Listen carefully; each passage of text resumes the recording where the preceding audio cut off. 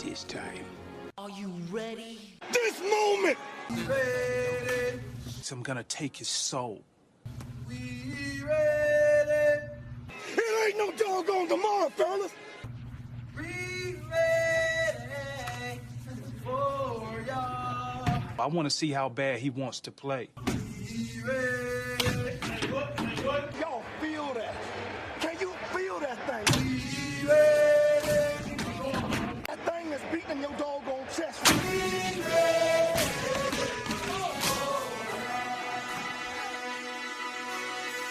Now, can you feel that? Can you feel what's about to happen? Oh, yeah! Boots to asses. All right, what's happening, everybody? This is the Philly Experience Podcast. Great to be with everybody again on this Friday afternoon, and I hope everybody's staying safe.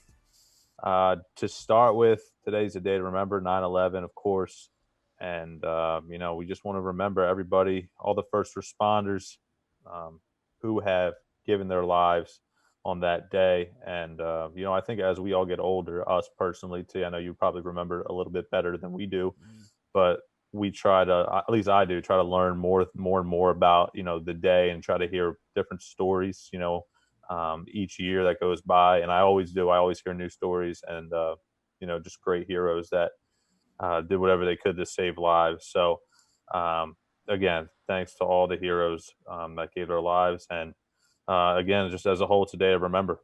So on that note, guys, Eagles football 2 days away. Woo! And I got to admit, there's probably more questions than answers right now. And we're going to dive into it. I mean, we got a lot to bring up, a lot to talk about. And the Washington football team, too. They got some dangerous pieces on that defense. So we'll dive into it all. And, of course, as well, touch on the Phillies and their continuous just downward spiral in the back end of that bullpen. Not a single guy has been able to step up. Even But the they guys are who've been who we acquired at thought the they deadline. were. And it's just been a pretty disappointing, last few weeks. We get on a hot streak right there and win probably 9 out of 10, 10 out of 11, whatever it was. And, now we go into a 7-game series with the Marlins and lose game 1. So we'll touch on that as well. And we also want to bring up more specifics on the Eagles, touch on Zach Ertz. Is that contract ever going to get done with him?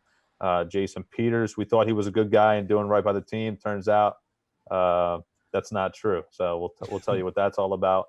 And Lane Johnson getting a surgery that not many people heard about, if anybody did. So we'll rock with the Eagles first and dive right on into it. T, I want to get your thoughts as a preview to start with. What's your expectations going into this Sunday's game? No preseason for these guys. We've heard some things throughout training camp. Obviously lost Jalen Reagor, which was probably a big loss, at least for week 1. So what are your expectations? What are you thinking? What are you seeing? So my expectations for this football team are still pretty high. Considering the fact that you still have returning veterans on the team, the Carson Wentz's, the Lane Johnsons, the Jason Kelsey's on the team, and especially on the defensive side, I do expect to see some kind of improvement, especially from the cornerback position, considering that we traded for Darius Slay, who we all know from the Detroit Lions was a shutdown corner for all of his career. We upgraded the safety position with Will Parks. Jalen Mills moved to safety, which is still a question mark, but there's optimism there. I think we've all cried about that on this show, that we think that Jalen Mills will be better at the safety position. Linemen, I express concern only because of the defensive ends and the depth at defensive end, because I just feel like, from the defensive end position, there is a lack of sacks that I would like to see from that position. But I think the defensive tackles, hopefully, I have hope and optimism that they're going to make up for that. So the only thing that concerns me about the defense is the linebacker position, because they're young, they're inexperienced. But hopefully, we found some diamonds in the rough with TJ Edwards and the Duke Rileys and the Nate Garys. So, I'm pretty optimistic. I'm pretty hopeful. They're going up against now Now they're called the Washington Football Team, which is it's so weird. It's so weird calling them that because I'm used to calling them what they used to be called all those years ago, and it's like, okay, I mean, it took y'all long Definitely enough gonna to take change some the time name. to get used to. It will. It will, but it's all good. But back to the Eagles. But yeah, my expectations have not withered. They have not changed. I still expect this team to perform up to the standards that we hope they would have. I at least have this team going 10, 11 wins at the most. That's just me personally. I just feel like with the offensive weapons they've added, especially at the wide receiver position with Jalen Reagor and John Hightower and a bunch of these speedy guys and Deshaun Jackson returning, that the offense should open up. You know, that was the big thing that we complained about this past season was the fact that, you know, everything was dink and dunk and, you know, we didn't really have faith in the receivers and we thought the receivers wasn't really doing their jobs. So now with us having more speed and being able to stretch the field, being able to prevent that extra safety from coming into the box and stuffing the run. Now that gives with the speed that we have now at the wide receiver position, that now gives us extra play calls that we can call, that Doug Peterson can call for the offense. So I'm pretty optimistic. Tanner, how about you? What do you got going on? What do you think is going to happen with this team going in Sunday? Again, like we mentioned, the defense, there's some question marks there, especially from the linebackers. And offensive line is probably a big question mark as well. So what do you think?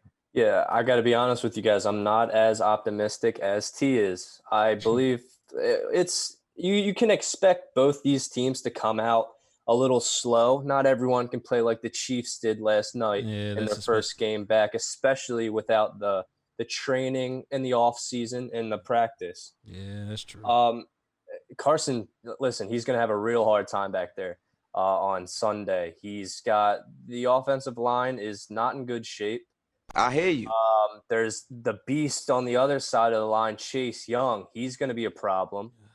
It's an outrage. Huge piece for Washington. And our wide receivers, the same problem. It seems like every year.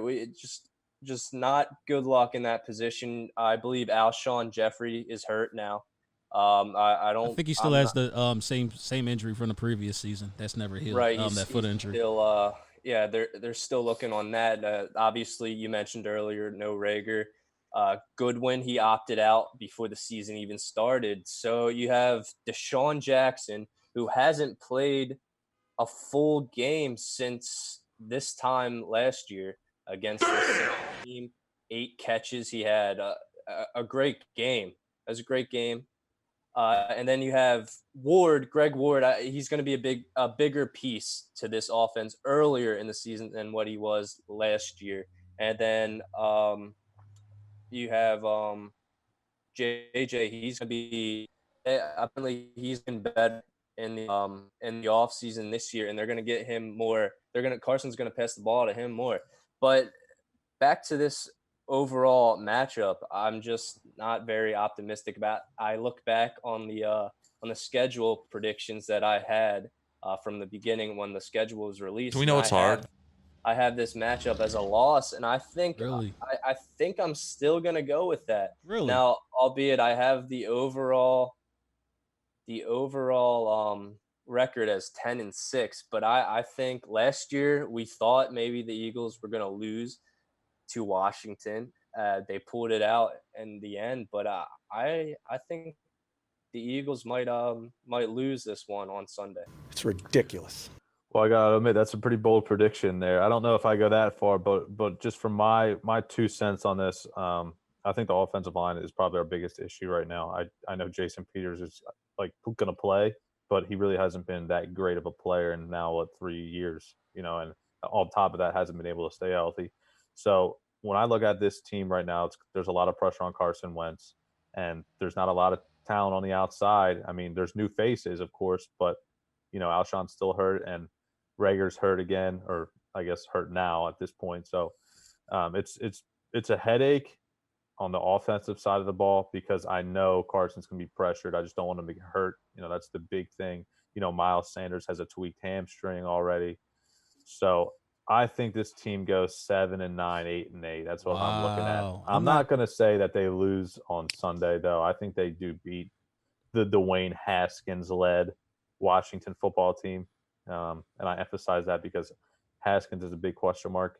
He was pretty below average last year, and I just don't have any faith in him as a starter right now in this league. So I think we Wow. definitely have the advantage when it comes What to the hell is going on? by Hey, miles. Max, What's up? don't forget who's leading this team now. You got Ron Rivera, first year coach for the Redskins. dangerous. You've He's seen dangerous. him coach players like Cam Newton and Carolina, and what he might be able to do with Dwayne Haskins. He could turn this kid's whole career around this season.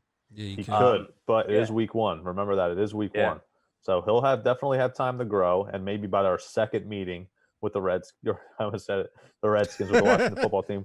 The second meeting with the Washington football team we have with them in the season, maybe they get a W on us. But I'm also looking at the schedule, and I see the Steelers, I see the 49ers, the Packers. Just teams that are always dangerous. And I think we're worse than we were last year, and last year we were 9-7. So. I just think the offensive line is going to be a problem all season long. I think hopefully the defensive line, with a healthy Fletcher Cox now, who said he was banged up last year, and we're also getting Malik Jackson back on the D line. Hopefully we can get some pass rush. Look, we need Derek Barnett to step up this season and get to the quarterback. He's been a major disappointment so far. I think one thing that's always going to help us is Jim Schwartz. I think he's an excellent defensive coordinator. I do. I think he's good. I think he's better than advertised. Let's say that. I don't think he gets mentioned enough. And, I think that if we just manage these players better, and what I mean by that is we had to go out and pay big-time money to Darius Slay because of the fact that Sidney Jones and Russell Douglas didn't pan out. Mm-hmm. If one of those guys did, for example, we could have taken that money we had to pay big play Slay and could have taken that and put it, invested it in the O-line. So it's going to be an interesting season. And I'm excited. Listen, every football season is exciting, but I'm tempering my expectations. So I think the best way to put it is I'm cautiously optimistic. But again, I'm pretty confident that we get the job done this Sunday. But there's just so many question marks with every team because of the COVID. I think it's pretty cool that you brought up player development. I'm going to get into that a little later. But Tanner, to counteract what you said about Jason Peters, now we had this discussion plenty of times on this show over these airwaves. Look, man, I think all of us can be in agreement with the fact that we don't agree with Jason Peters coming back to the team. However, under circumstances, they brought him back because of the Brandon Brooks injury to play guard, which now, with Andre Dillard being out for the rest of the season, now he has to move back to his traditional left tackle position, in which they had to restructure his contract in order to appease him. And you know what? I'm gonna be honest with y'all boys. That's not something I'm digging. I understand why they're doing it, because at the end of the day, you need to protect Carson Wentz's blind side. Because in my personal opinion, I think left tackle is the most important position on offense, because if the quarterback is not confident that he can turn his back and trust that his blockers are doing his job, then that's a problem, because now the quarterback's timing in his head is going to be rushed. He's going to think there's a rush there when the reality is it's not, and that's when you get those errant passes, those overthrows and those interceptions. So I do believe that the left tackle position is important, and of course you want to give that position to a person that you trust, that you have the utmost trust in. However, honestly, we had no other choice but to go to Jason Peters. We really didn't. As much as it pains me to say that, and I'm not saying like he's a bad player. Of course, he's a Hall of Fame left tackle. There's no doubt about it. You can't let Matt Pryor go out there on an island by himself. And Matt Pryor, and I've said this about Matt Pryor too. I believe Matt Pryor can be a pretty good offensive lineman in this league, but I don't think tackle is his position, because I think he has slow feet. So I think his best position needs to be at that right guard slot. So I was really starting to buy into Jason Peters at the right guard position. I thought he wouldn't have to move laterally as much. Your footwork always matters as an offensive lineman, but again, he wouldn't need to really be as quick, I guess you could say, off the ball, and is one of the biggest guys on the field every time he's out there. So I was really liking it, honestly. It was starting to grow on me. At first, we were all kind of scratching our heads because it's just such a different position for him to play. He's never played it before, but I was really starting to buy into it. And on top of that, the Andre Dillard injury, it couldn't have happened at a worse time. We really wanted to see this guy. Even if he was going to be a failure at the left tackle position, we needed to see that, because now it's just a major question mark, and it's going to be another headache we have to deal with next season, because you can't cut the guy, or you can't cut him loose or get rid of him, because you haven't really seen him play a full season there. But on top of that, there's been talk around Philadelphia that a lot of fans really just don't like the pick from Howie Roseman, and rightfully so. We haven't really seen him on the field like we wanted to, as far as being a 16-game left tackle as a first-round pick. If you're a first-round guy, you got to be out there, and he took that first season as like a learning curve experience, which I get it, but that's more of a quarterback thing for me. Like, as a first-year quarterback, you come in, you learn under, for example, Jordan Love is going to learn under Aaron Rodgers. I understand that, but when you need immediate help like we do on the offensive line, and Dillard doesn't play as much last year, and when he did, he was lackluster. And now this year, he's going to be out the whole season. It's just unfortunate, and that's why I think we're a 7-9, 8-8 team, just because of the fact that the O-line is just all over the place. And that'll lead us into our next topic here about the Birds, and that's Lane Johnson. Tanner, you wanted to bring up a off-season surgery that went under the rug. Yeah, because it's interesting that Lane Johnson, it came out of nowhere, and I had no unearthly idea that Lane Johnson needed surgery.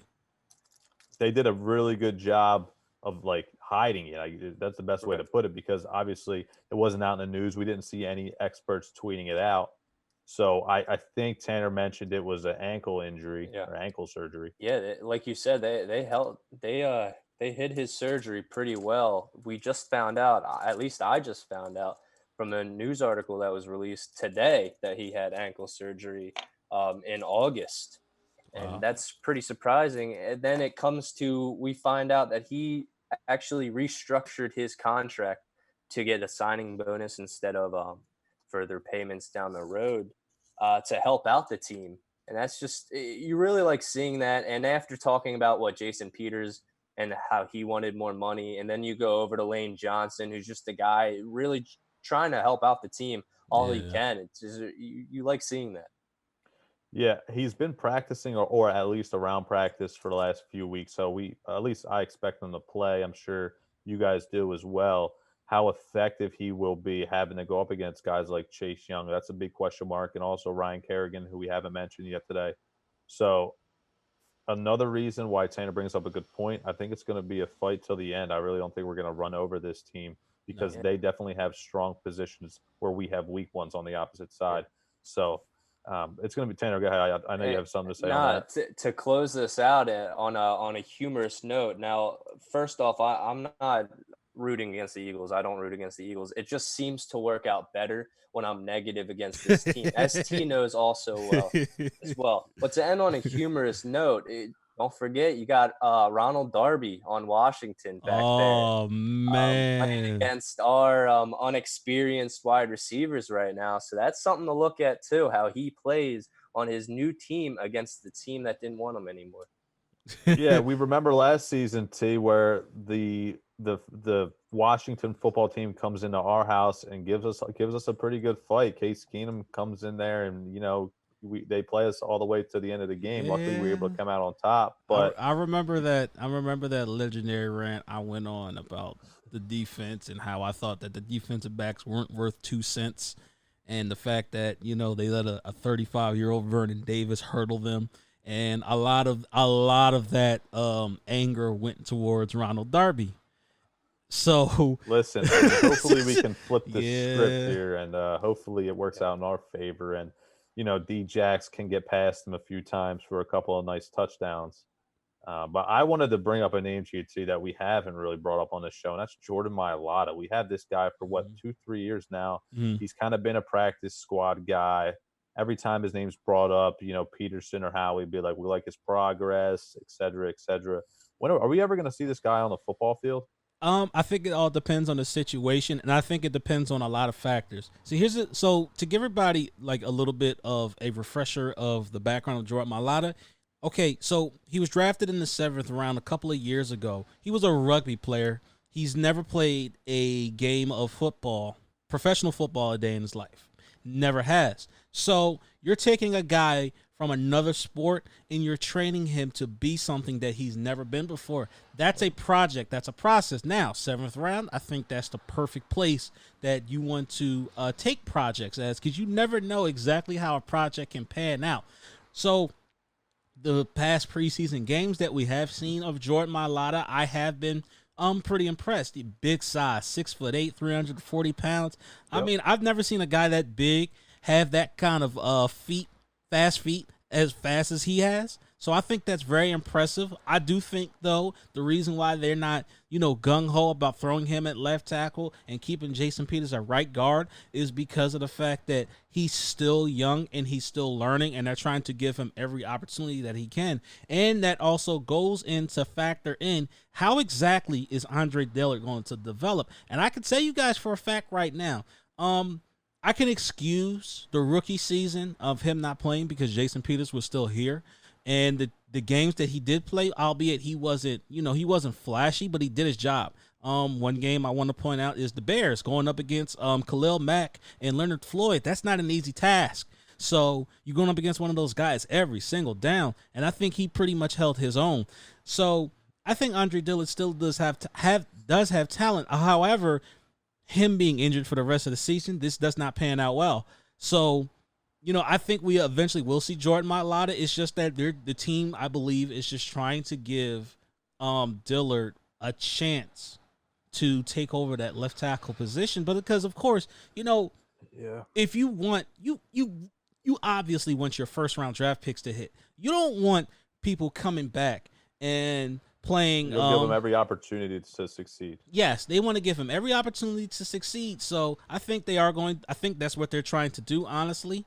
But listen, if I've always believed if the player can play, let him play. Shoot, I don't care where he was drafted. All right, now let me bring up the Zach Ertz contract talk real quick before we go diving into all these other contracts. And, of course, we'll bring up the cuts that the Eagles made as well. But, listen, Travis Kelce gets 4 years, close to $60 million extension. And then you have George Kittle, who signs the biggest contract from a tight end position, 5 years, $75 million. I want to get your guys' opinion on, one, if Zach Ertz should be re-signed, or not re-signed, but extended by the Eagles, and two, how much, where do you think he falls in the ballpark of money and years?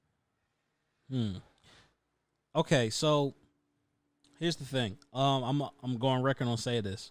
I love Zach Ertz. I love his game. I love the fact that he's basically the best pass catcher on this team, and he has been for a lot of years for this team. He has been a reliable target for not only Carson Wentz, but also Nick Foles on that run to the Super Bowl. He has been that target, that main target, and I love that about him. Don't ever get that twisted. He has improved as a run blocker. I think there's still room for improvement in that area, but he has improved as a run blocker.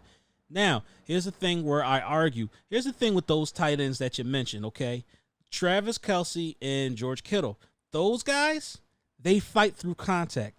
They get yards after the catch. They don't just go down with a simple tap, or as soon as you catch the ball, you're automatically diving down to the ground. They don't do that. That's not their game. Right. They are trying to embarrass somebody. They are lowering their shoulder pads. All right. They are trying to contact somebody. They are trying to hit something. And that's the one thing that Zach Ertz does not do as a tight end very well. As a matter of fact, I don't remember too many times where he's embarrassed somebody by running them over or getting yards after a catch.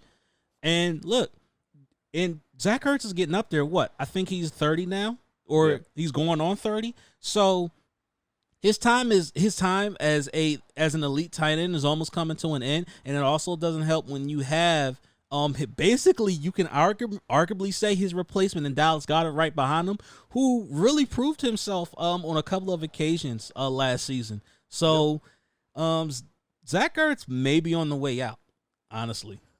Tanner, what about you? Are you going the opposite direction here? Yeah, I guess that's going to be the theme of the show, opposite direction of T. I love Zach Ertz. Because that guy doesn't know what the hell he's doing. to me, this is almost compared to a JT Realmuto situation in Philadelphia. I love Zach Ertz. He is amongst the best tight ends right now. Oh, no Currently, doubt. he can play with the best. And I have a comparison of Zach Ertz and George Kittle. Now, George Kittle had less receptions, more yards. Zach Ertz more targets. But these guys are closely compared in yards receiving, and I feel like we're almost treating Zach Ertz as if he can't compete against or be compared against these guys. But just last season, 88 catches, 916 yards, average 10.4. He's the best player, one of the best players on this offense. You can argue if Carson Wentz, of course, is a more important piece. But and I know people bring up Dallas Goedert, but I think with the luck that we have at wide receiver, which is there's little luck at wide receiver, keeping Dallas Goedert and Zach Ertz will be very beneficial. And then right now, it's just at this point we're just disrespecting Zach Ertz with the contracts because their most recent and contracts they paused talking after this. That the Eagles offered him a lower average annual salary than Austin Hooper. I don't know if you guys knew that, but that Wow, to no. me, if you're comparing Zach Ertz to Austin Hooper, who now is on the Cleveland Browns, it's just not a question who's better and way better. Matter of fact, Now, on that note, I do agree with you. No, I didn't. I had no idea that they were giving him Austin Hooper numbers. Now, I'm not gonna say that Zach Ertz doesn't, belong in the argument of top tight ends in the NFL. Don't get that twisted. All right, I believe he deserves that respect. However, I also looked at what our cap situation, what the Eagles' cap situation would look like from this season in the next 2 years, and it doesn't look like Zach Ertz may be around because he may be a cap casualty at this point, unfortunately. Yeah, listen, I'm trying to get the Austin Hooper stats here, but obviously I do agree with Tanner. Zach Ertz is a better player. I got here 787 yards last season for Austin Hooper. Um, he's not a bad player. Look, he got that big contract for a reason. And listen, we're talking about the Cleveland Browns again, who signed him. They're always doing something stupid. So let me just say this: my opinion on with Zach Ertz. That's not true. I just want to say this: I don't think, as much as I do want to re-sign him, I don't know if what he's wanting is what he's worth. Does that make sense? Yeah. Like I'm sure he's going to want a big contract, and rightfully so. What his track record and what he's done is definitely worth it. But I just don't want this to turn into a Chase Utley, Jimmy Rollins thing where they dominate their career and then you overpay for their 30, well, in Ertz's case, 31, 32, 33, 34 season, whatever it may be. And, either he gets nicked or banged up or it doesn't live up to the contract, because at the end of the day, this is a business. And when you have a guy as young and as talented, like as we all know, in Dallas Goedert coming up, and I do like Tanner's point, two tight end sets are a big thing with the Eagles. Oh, yes. They're going to need another tight end that's capable. But I just don't think what Ertz is going to ask for is what he's worth at this point in his career. And not only that, we have so many other holes on this team to fill.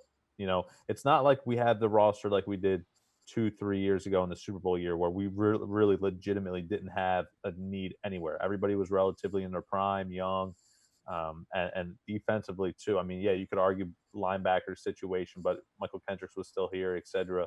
But now with Dillard, a question mark, Brooks getting up there in age, even though we just signed him that huge contract. He's had 2 major injuries in 2-3 years, another big piece of the O-line.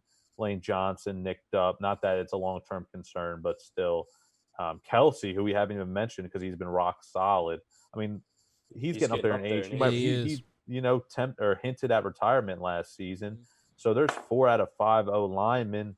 The receiver position is just an embarrassment, in my opinion. D-Jax, he has 1 year left, maybe 2. And then wow.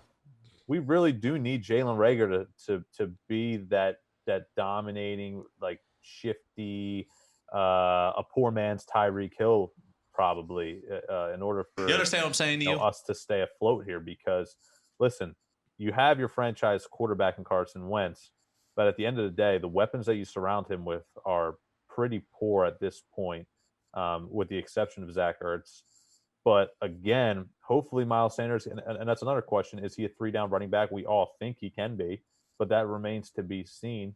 And then you flip the script on the D-line. Yeah, okay, Fletcher Cox, Malik Jackson. But again, Derek Barnett, a huge question mark. We have no idea if he'll ever be worth that first-round pick that we drafted him with a few years ago.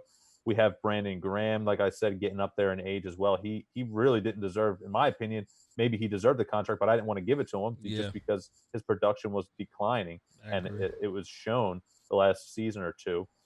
Then you look in the secondary.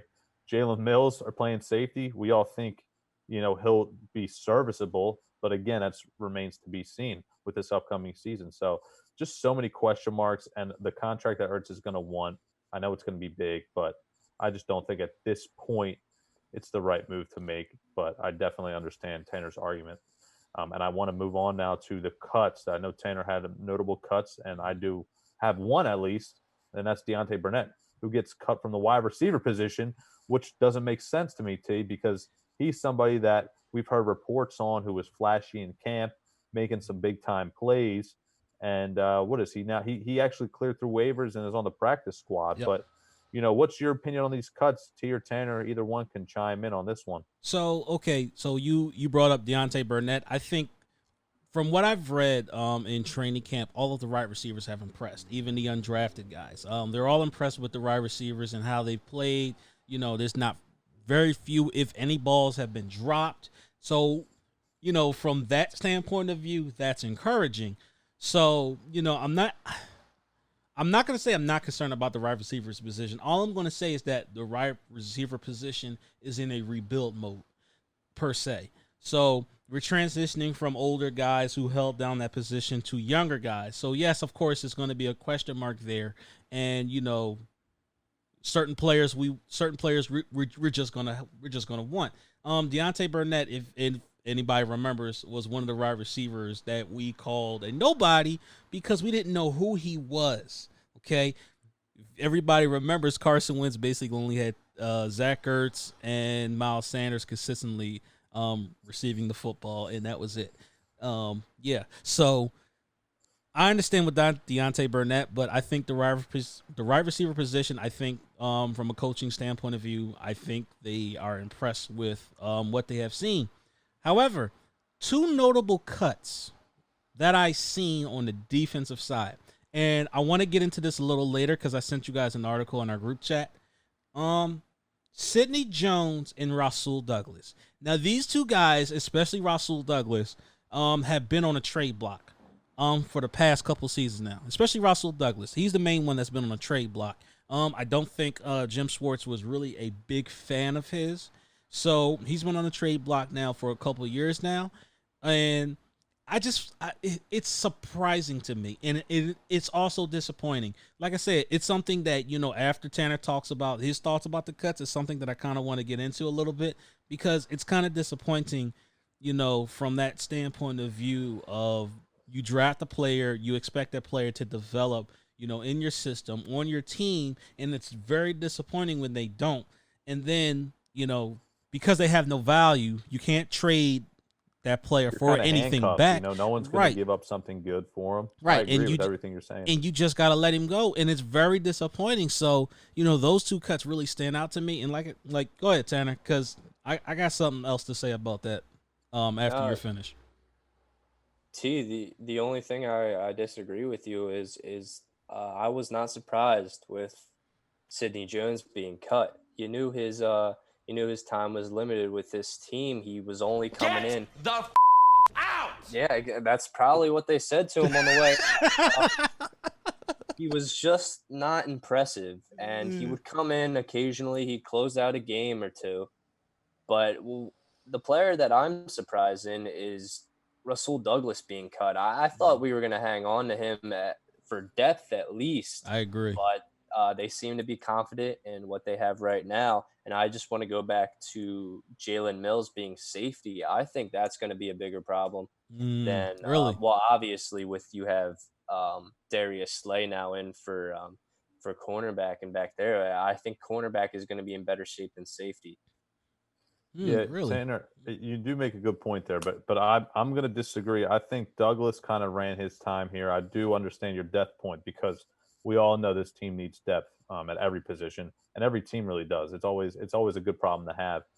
But I think I'm actually more surprised with the Sidney Jones release, and it's only because I'm not a huge fan of Avante Maddox starting on the outside, and it's because I'm getting nightmares every time I think about him of Devontae Adams running past him the game you were at, so you would know firsthand in Green Bay. And I'm just not confident in Maddox. I've never been the biggest Maddox fan.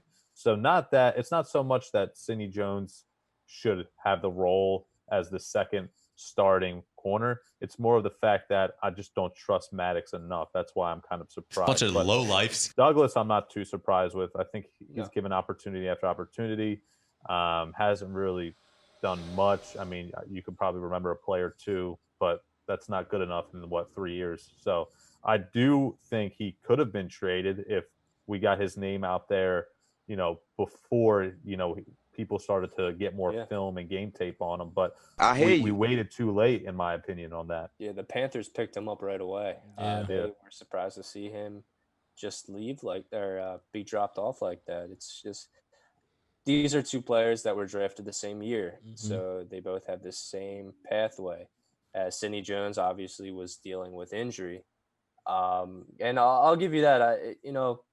Could we have given Sidney Jones more of opportunities? But year after year, it's just he wasn't in a good place.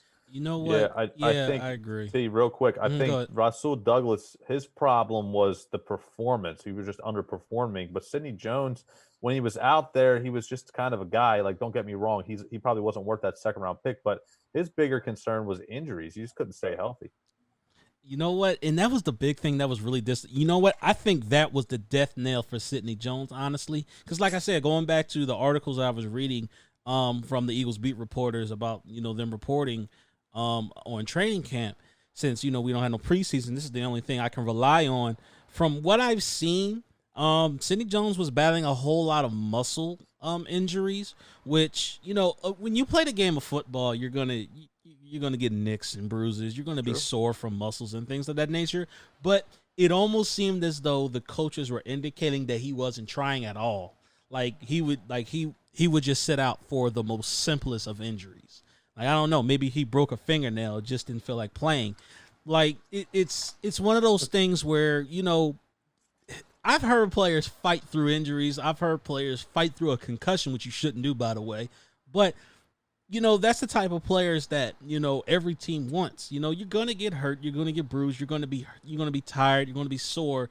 But, are you hurt or are you injured? If you're hurt, you can still play. His thing, T, was a lot of soft tissue injuries. Correct. Too, and that's a concern for the speed, D-backs, wide receivers, those kind of players that really rely on their legs and, those cuts and explosiveness, those explosive moves that they need. But yeah, again, I agree with you. He probably didn't play through injuries that he probably could have, and No. I could see that. I understand why, and you do make a good point with that because I wouldn't be surprised if that was or not. I do want to move on to the Phillies. If anybody has the Eagles talk, I got some stuff to go in. We were talking about players getting cut, and players are going through two different things. You got players getting cut, and you got contracts being extended for players. There's a few notable contract extensions that happened over the week. You got Deshaun Watson, 4-year, $160 million extension. It's $39 million 4-year contract. He's now one of the NFL's highest paid players. He's only player in NFL history to throw 25 touchdowns and have 5 rushing touchdowns in consecutive seasons. Woo! Now, this is a very important contract because not only did you have Patrick Mahomes' contract earlier, Oh my goodness, but you have his contract, and now that raises the bar even higher for contracts for players like Lamar Jackson now and Dak Prescott, they need to get something done soon. So it's going to affect him sooner than I want me some glory hole.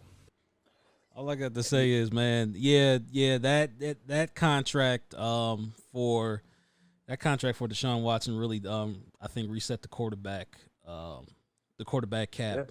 Yeah, no doubt. And Yeah. it's You did have to pay him, but yeah, with the you had to performance pay. that he put on last night, man, you gotta be scratching your head if you're a Texan fan. Don't get me wrong, he doesn't have much help there, Right. but And that's what he I was just about to get looks into. like he was scrambling a lot. He just looked uncomfortable. I understand the O line isn't great, but even times where he had a clean pocket, he just look, he looked like he was pressing too much. If you know what I mean, like they fell behind, and especially in the second half, he was always trying to make stuff happen. It looked like, and maybe force a few balls. But give the Chiefs credit; their cornerbacks played pretty well, and Well, um, yeah.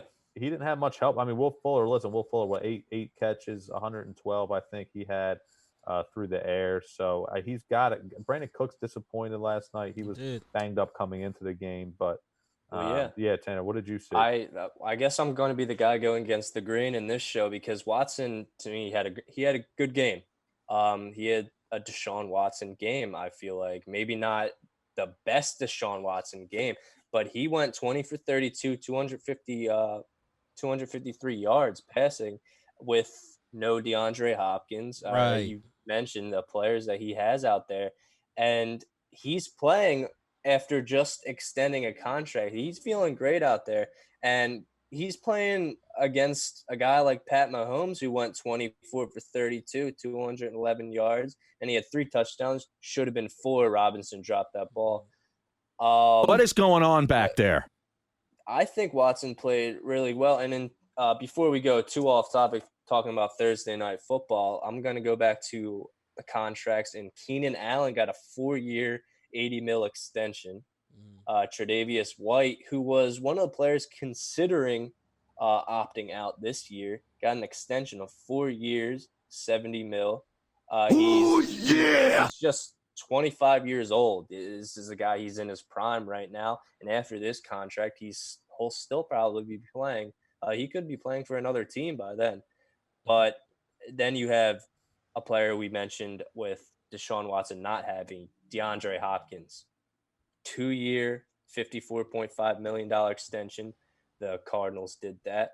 He's the highest paid non-quarterback, and this blows past Julio Jones.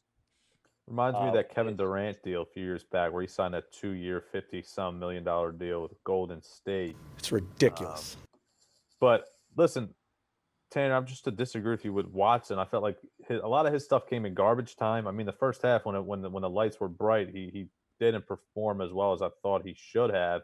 And then once the game kind of got out of hand, he had that rushing touchdown late in the second half. I mean, that definitely inflated his stats. I don't think he's a bad quarterback. Don't get me wrong. He's definitely a top 10, maybe 12 QB in the league. I mean, people will argue he's top 5. I'm not going to go that high with him. But I think that you can't put – I mean, like I said, Will Fuller had a good game, but and receiver-wise, like he didn't really have a good tight end. Like with Darren Fells had a few catches, and Kenny Stills isn't really that good. But I just thought he could have gotten a little bit more out of Watson last night. But Yeah, You understand what I'm saying to you? no doubt you can get more out of Watson. This is the first game of the season, and like I mentioned, you can't always be the Kansas City Chiefs coming out and just I agree. Yeah, you're controlling right. that entire game. Deshaun Watson, he's now playing without his buddy DeAndre Hopkins. He's learned who going to pass to. Can he trust David Johnson, who had a pretty good performance? Really solid from David First Johnson touchdown. last night. Yeah, and that makes you think, was Bill O'Brien now feeling confident in his decision, or down the road people are always going to think how David Johnson was switched out for DeAndre Hopkins. Man, that's just a ludicrous. head-scratcher. And Agreed. But here's the other thing, though. Did he really want to pay DeAndre Hopkins $25 million a year, $26 million a year in that contract extension? That's huge, T. I don't really know. I get it. It's a skill player and one of the better players, at least one of the better wide receivers in the league, arguably the best. but I don't know if I'm paying $54 million to a receiver. For DeAndre Hopkins, who catches one-handed passes, who can basically beat any cornerback in the league on any given Sunday.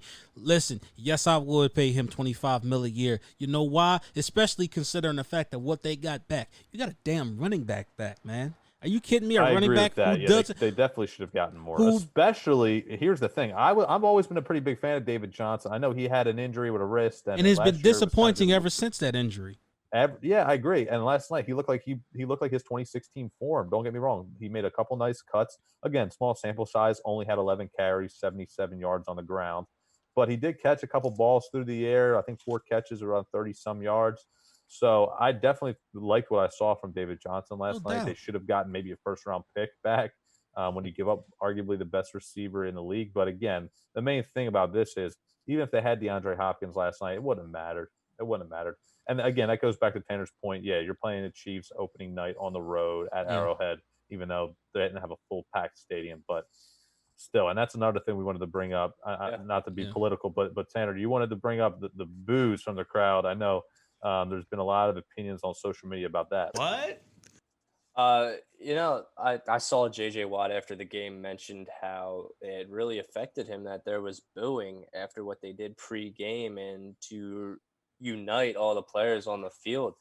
But I feel like that's very distracting and it's questionable. And I think fans are still even though it's not really political as you said, they're still just wanting to watch football.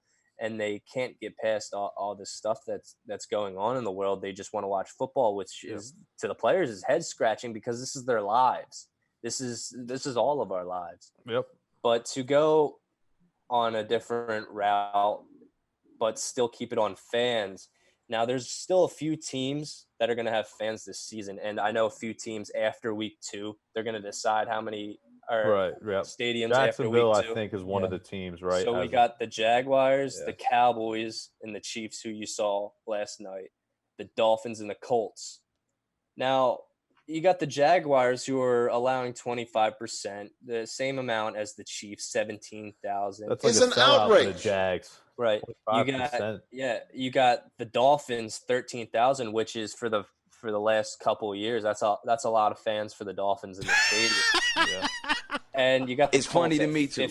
At 15% of their 70,000. And then I want to go back to, I mentioned the Cowboys, and I was reading this article, and Texas law will still allow them to have up to 50% fans in that stadium. I am pissed off. And that's stupid. And Jerry Jones will allow, he wants a pod system where you have at 15 people in a group in the stadium separated from people. They still want to get money, obviously, from, I don't know what they're going to do about concession stands and everything, but it just seems like the Cowboys are going to be pushing this limit, and the Eagles don't play them until week 9, which is important to us because if this doesn't work out and there's too many fans and people are getting sick, we don't see the Cowboys until week 9. The Cowboys could have their games canceled.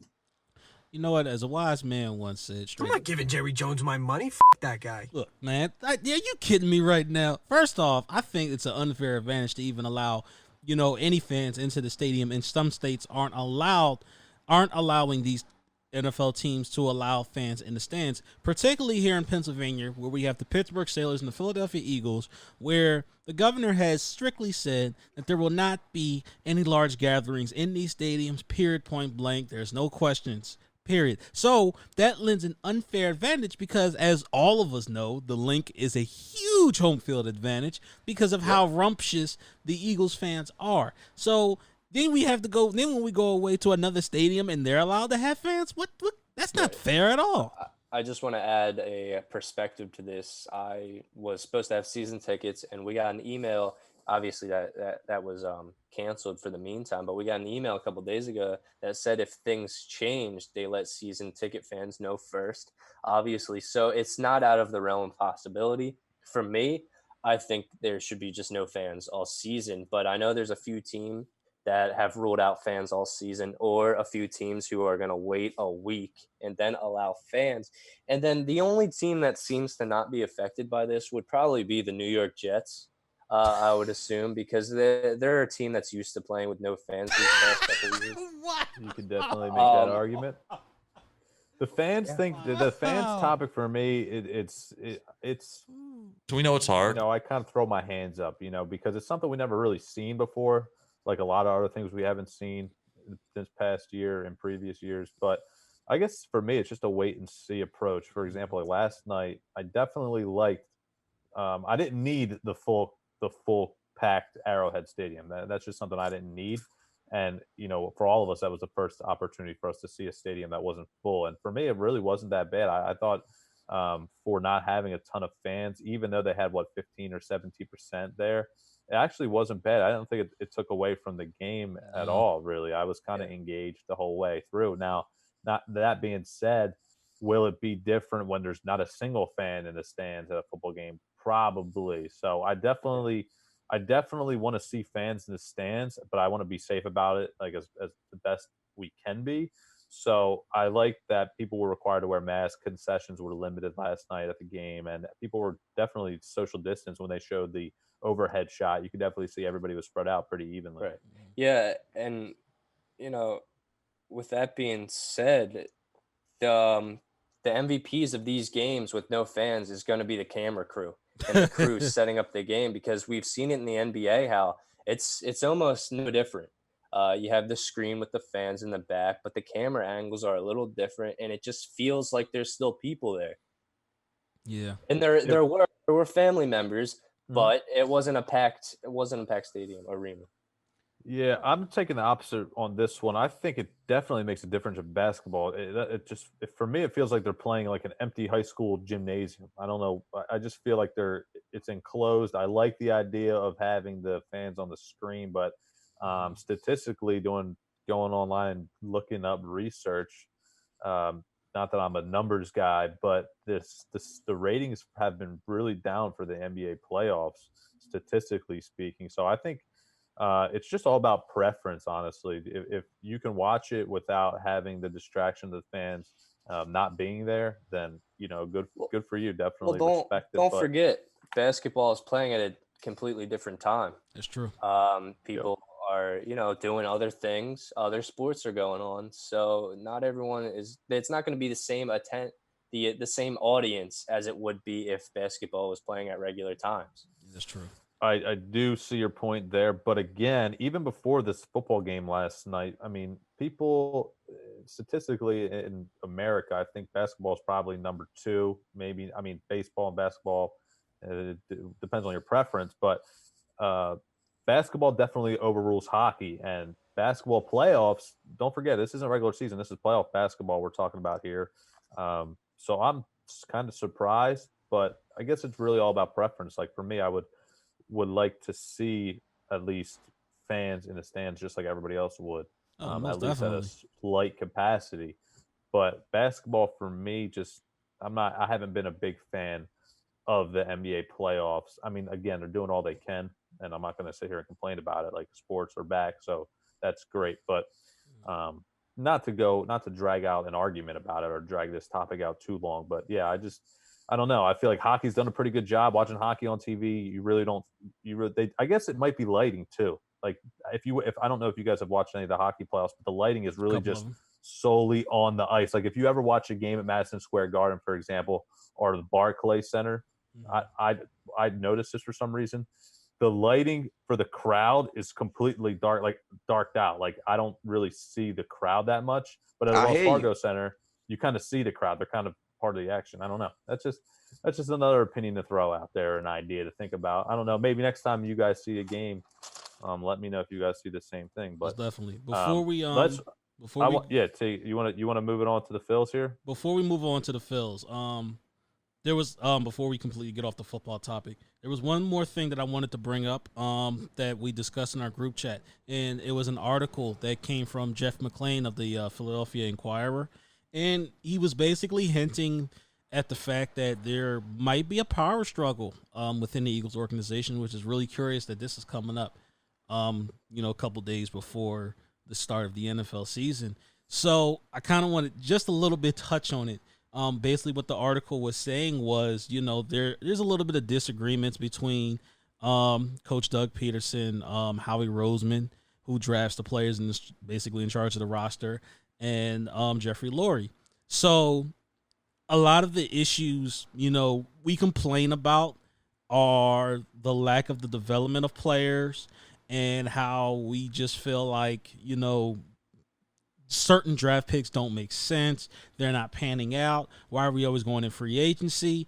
And that's one of the big arguments that's really been brought up. Look, every coach has a scheme and they want specific players to run that scheme, and it's really the general manager's job to go out there and find those players for that coach. So, I'm kind of sensing that there may be a little bit of a fracture going on here, because even if you let's look at it for example. So in the offseason, the wide receivers coach was fired, and the offensive coordinator. Right. However, Doug Peterson went out on and stuck his neck out there and said that they're going to come back. Then a couple of days later, they get fired. Howie didn't want him. It was Howie's decision, right? And see, that was Howie's decision, and that's one of the things where a power struggle might ensue. Here's my thing, though. And this Howie Roseman is on my list. I got a real close eye on Howie Roseman this season. The reason being is I've complained time and time again about the draft picks. How you have to hit on certain draft picks. There's no getting around that. Yep. Listen. The development of players is horrible, and the fact that we can't keep players is horrible. Look, I brought up the fact that, and the reason why this is surprising to me, that we released Rasul Douglas and Sidney Jones was because of the simple fact that they both came from the same doggone draft class. You're releasing two corners who were supposed to be on the cornerstones, per se, of your defense, but yet still they've been released out onto the streets because they couldn't develop. Okay, you get no argument for me, man. Joe Douglas maybe played a bigger role in the draft than we thought about, and now he's in New York. And I don't know, maybe that might be coaching, but as of lately, I'm sorry, but Howie Roseman's draft picks just question me, and they're not performing like they're supposed to. So look, I just had to get that out there real quick. Howie Roseman might be possibly could be on the chopping block if these draft picks don't start panning out. Agree 100%. I definitely think. Especially like you said, the high round picks, the Dillards of the world, the Rasul in the third round, the Sidney in the second. Those are big time picks. You got to hit on those. Yep. Real quick, I didn't get your opinion on the fans thing. I don't know how much NBA basketball you watch, but does it bother you not having fans? Does the NBA feel like Tanner feels like it's fine? Like I disagree, but what do you think? Does it bother you that much, or it not really? It's a little weird for me because I know they're in a bubble, so it's weird seeing fans on the screens and whatnot. It's different. It's definitely an adjustment, and it is a little weird. But under circumstances, you have to do what you got to do. I don't really hear a whole lot of. I just don't know if it takes away from the. I don't think so. The game. No? I don't think so because of the simple fact. I think what it does do is it evens the playing field, which I think makes things a little bit more interesting. Now they tried to make a home field advantage with these courts by placing the team logo on the courts, but it's in producing the stadium sounds and things of that nature. But it's still not home field advantage technically speaking. So I think it just evens the playing field, and I think it makes it a whole lot more interesting. Good point. Yep. I got you. All right. Let's get into the last topic of the day here. I know we've been chomping at the bit to get to these Phillies. Oh, yeah, sure we have. 21-19. They're second in the NL East. I mean, I don't even know where to start here. Vargas. I want to touch on individual players. I want to touch on pitching. I don't see how much time we have left. I don't know. I don't want to run over. Woo. What do you got? I don't think we got enough. How much time? We got, 15 minutes left? Yeah, something like that. Okay. Let me just start with the bullpen. I almost said Howie Roseman because we're talking. I almost said it. Matt Klentak is who I wanted to say. Makes a trade for Whitman and Hembry and David Hale, and tries to piece together what was already the worst bullpen in baseball, and still ERA, statistically speaking, is still the worst even with these moves. So I'll throw to Tanner first. Tanner, this bullpen obviously is the worst in baseball, and it's probably these are the guys we got now. So where do you see this team going? We think they're going to make the playoffs, and as of right now, they play the Padres in the first round. So, in your opinion, is this thing just another Sixer season where they get into the playoffs, but then they're booted in the first round? That's a good question, Max. This team's bullpen is just atrocious. The same problem we had last year. A little I'm improvement. sick of this. You have a little improvement, but the performance that we saw specifically last night, where you're leading a team like the Marlins, and then now all of a sudden the Marlins they beat you in the bottom of the ninth inning. It's questionable. This bullpen is questionable to say the least. No, since we're kind of getting into what this team needs to do, you have a team like the Braves who are 26-18. They're first. They're ahead of us, and we're behind, but we're not too close. And I know we can't really pick up players unless they're on assignment. Um, Going back, I guess I'm kind of throwing your question right back at you. What does this team need to do to improve? Is it just the bullpen? Do they need to call up other players? This I is a think loaded question I because you think have the Braves who are ahead, and on Wednesday they beat this same team that we lost to 29-9. You have Adam Duvall, 3 home runs in one game with 9 RBIs. We got our ass kicked. Yeah, that when I saw that score, I had I turned it on and I had to like double blink, and like wait, what? So listen, we all know the Braves are better than us on paper and on the baseball field. It's clear. But when you're in situations like this, all of us always sit here and say, what do we do? We got the guys we have. What do we do and how do we beat them? You got to come up with a strategy. And the only thing I can think of, because we've literally thrown the kitchen sink at this bullpen as far as acquiring guys via trade, bringing them up from Lehigh Valley, from the satellite campus or whatever they call it. So we've done all that already. We've made our bed, so to speak, right? We know who we got in this bullpen going forward. So the only thing I can think of is this. One, you're going to have to outscore teams. Simply put, you're going to have to outscore teams. This offense is good. We got a solid lineup. I think Jay Bruce, honestly, is low-key hurting us a little bit. I know he's not a big piece to our puzzle, but his bat is missed right now with that quad injury. And Roman Quinn in center field, we're missing him because we saw that botched error by Hazley over the weekend in New York. That cost us. Pisses me off. That cost us. I'm not going to say it cost us the game, but you got to make those plays and read the ball, better than that, of course. But I think we need to outscore teams if we want to make a run in the postseason. I think Joe Girardi, who hasn't really gotten a lot of flack here in Philadelphia just because everybody was so excited that Kapler was gone. I have an issue with the bullpen. How do I word this? With his decision making in the bullpen. By that I mean, as a manager and even us as fans watching, you don't have a guy in that bullpen that's reliable at all. Right? It's almost just luck, right? Oh, Hector Neris, he was able to squeak through an inning last night. But other times he goes out there and goes bunch of low lives, gives up 2 walks, gives up 3 runs, a home run. You don't know what you're getting with these guys on a daily basis. So here's my thing. I like how he's used the starting pitchers, right? He started out Aaron Nola, he started out Zach Wheeler, 80 pitches, 83 pitches and starts, and then he'll take them out of the game. Zach Eflin, same thing, 85 pitches, you're done after 5 innings. Now I'm seeing him push these guys now that they've gotten innings under their belt. I'm seeing them go 101 pitches, 104 pitches, 108 pitches, so they're getting up there. Here's my point. Zach Wheeler, Aaron Nola, your big dogs, your horses, you let them go, right? As long as they're not getting shelled, as long as they're not giving up like 7 runs in 2 innings, you got to let them go because they're capable of getting outs regardless. So even if they've given up 3 runs in 5 innings and their pitch count, say, is at 80, some people with a dominating bullpen say, okay, you're done. Let me bring in 4 power arms. We don't have any power arms. So I say you push that pitch count to about 110, if they can get there without getting into trouble. Get them as far as you can in the game. You have to, because you want to limit that bullpen as best you can. You don't want to be having to bring in 4 guys a night. You don't want to see JoJo Romero and then David Hale and then Hembry and then Neris. You understand what I'm saying to you? What you really want to see is Nola 7, Wheeler 7 2/3, and then you want to see maybe Neris in the 8th, Workman in the 9th. Okay. And I'm sorry to say it to you. I know you don't want me to say it, but what are you going to do? What are you going to bring in? Adam Morgan? What are you going to bring in? Tommy Hunter?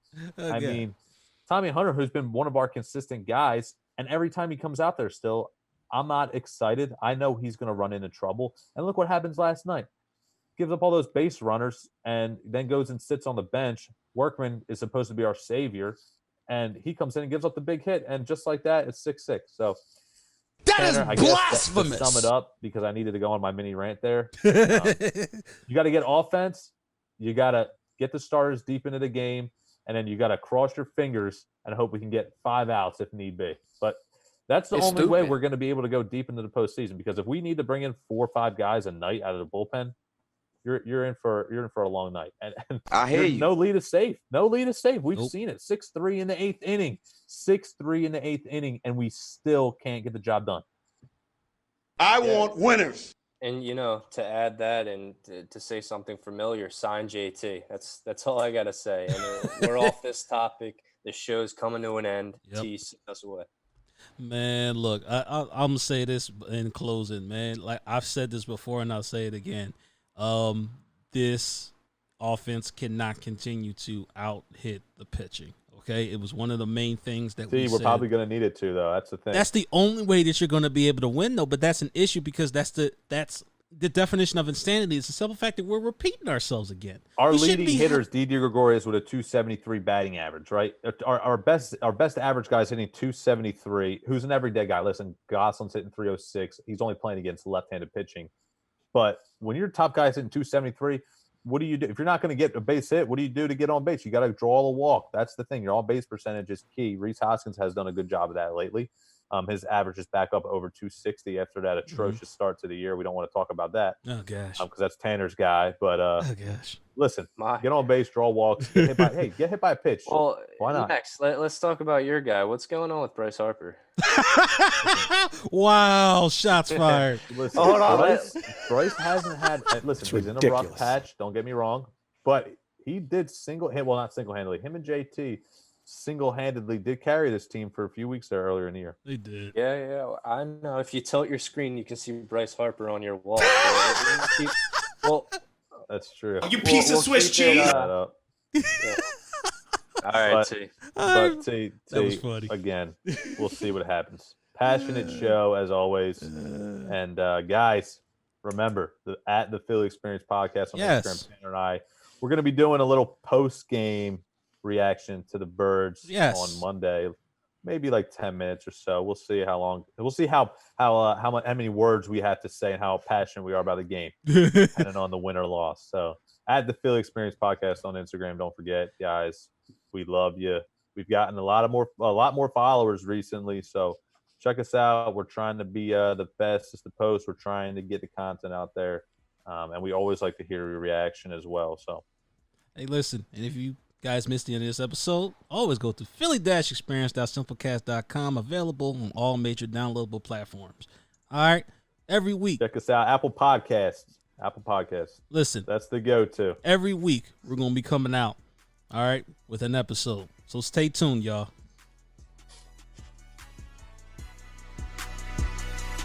Blading! What's that? You dumbass! Crap ass Vargas. Because that guy doesn't know what the hell he's doing.